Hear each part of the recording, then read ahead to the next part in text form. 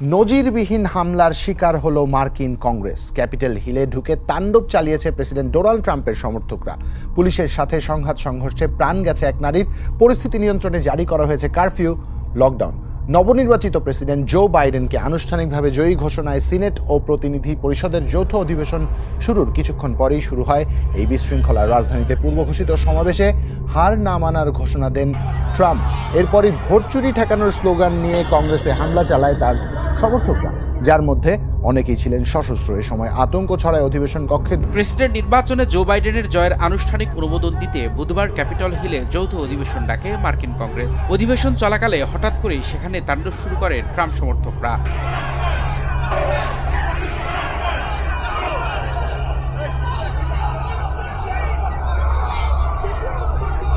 পুলিশের সাথে সংঘর্ষে প্রাণ গেছে নারী সহ কমপক্ষে 4 জনের। ধ্বংসের দ্বার প্রান্তে একবিংশ শতাব্দীর গণতন্ত্র। একবিংশ শতাব্দীর শুরুটাই হয়েছে নতুন এক প্রত্যাশা ও সম্ভাবনা নিয়ে। এই প্রত্যাশা মুসলিম উম্মাহর জিহাদের পথে উঠে আসার, এই সম্ভাবনা ইসলামের অনিবার্য বিজয়ের। এই শতাব্দীর শুরুতেই মুসলিম উম্মাহ কুফার বিশ্বের বিরুদ্ধে পরিচালনা করে গাজওয়াত ম্যানহাটন। 9/11-এর এই মোবারক হামলায় ধুলোয় মিশে যায় কুফার বিশ্বের দম্ভ।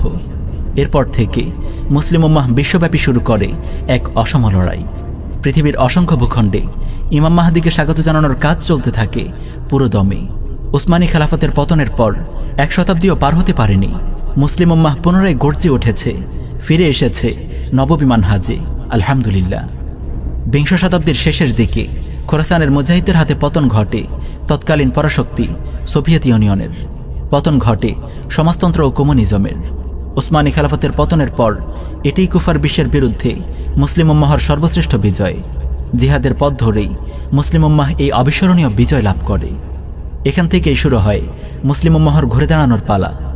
সমাজতন্ত্রের পতনের পর মুসলিম উম্মাহর সামনে সবচেয়ে বড় শত্রু হয়ে দেখা দেয় কুফরি গণতন্ত্র। আলহামদুলিল্লাহ, একবিংশ শতাব্দীর শুরুতেই গণতন্ত্রের অবস্থা মরণাপন্ন হয়ে উঠেছে। পৃথিবীর কোথাও আজ গণতন্ত্রের দেখা মিলে না, সর্বত্র স্বৈরাচারের জয় জয়কার। গণতন্ত্রের লীলাভূমি খোদ আমেরিকাতেও আজ গণতন্ত্রের বেহাল দশা। গত 6 জানুয়ারি আমেরিকার পার্লামেন্ট ভবনে ঢুকে ভাঙচুর ও তাণ্ডব চালিয়েছে ক্ষমতাসীন প্রেসিডেন্ট ট্রাম্পের সমর্থকরা।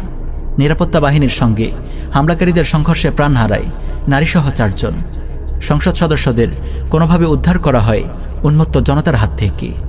ট্রাম্প প্রশাসনের হাতে এমনিতেই কোমর ভেঙে গেছে মার্কিন গণতন্ত্রের।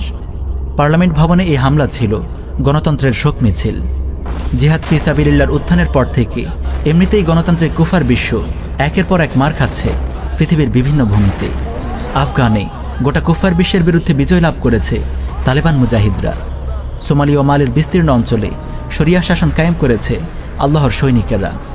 ইরাক, সিরিয়া, ইয়েমেন ও কাশ্মীর সহ বিভিন্ন ভূখণ্ডে চলছে কোরবানি ও শাহাদাতের মহড়া। ইনশাআল্লাহ এই শতাব্দী ইসলামের বিজয়ের শতাব্দী। এই শতাব্দী গণতন্ত্র সহ সকল কুফরি মতবাদের ধ্বংসের শতাব্দী। এই শতাব্দী খেলাফাহ আলা মিনহাজিন নবুয়ার শতাব্দী।